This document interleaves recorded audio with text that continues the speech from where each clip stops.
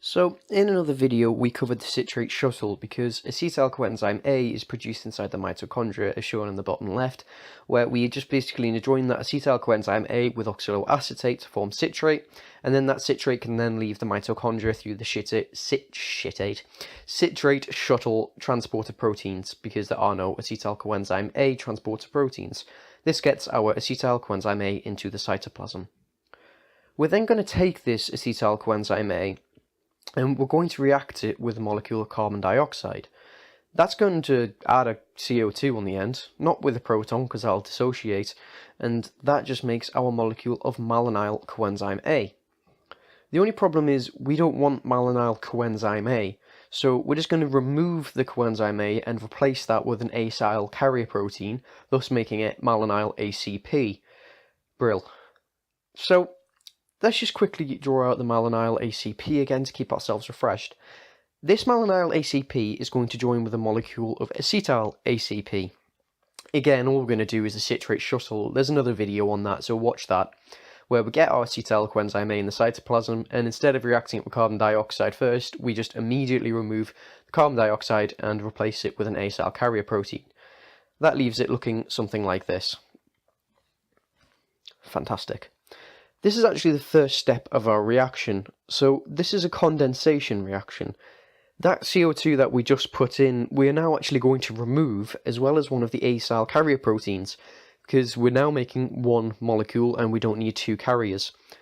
This molecule is, as you can see, removed the carbon dioxide, removed the ACP, and then we take the other end, acetyl group, and then we put it onto the end of the malonyl group.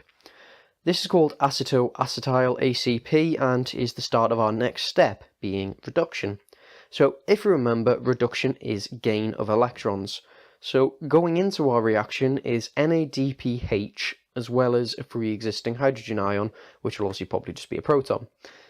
As that goes in, the NADPH is oxidized, and that produces NADP+, because it has lost an electron, and oxidation is loss, it's oxidized NADP, positive charge because it's lost something negative.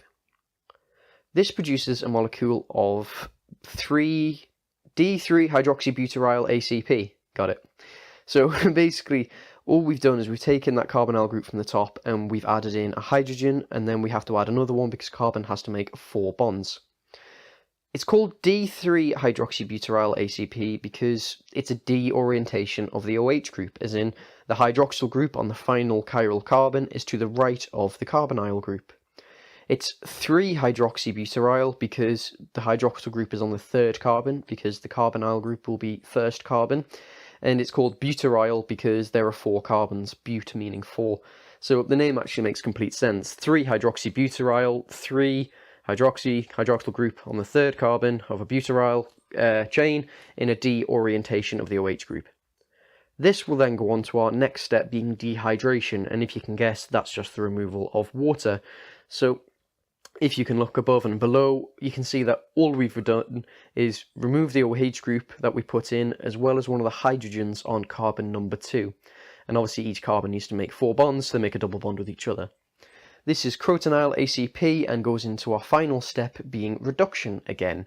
So again, reduction is gain, NADPH and a proton must go in, they're oxidized, NADP+. We are now left with a simple hydrocarbon chain with a carbonyl group and our acyl carrier protein. This is simply called butyryl ACP because it's just a 4-carbon hydrocarbon with crotonyl group and an ACP carrier. Now, this isn't long enough to be a fatty acid, so we're just going to join it again with malonyl coenzyme A. I'm making mistakes here. Malonyl ACP.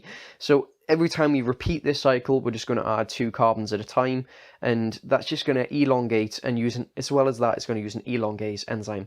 Eventually, we'll remove the acyl carrier protein and replace it with an oxygen, because that will then make it a fatty acid, being a carboxylic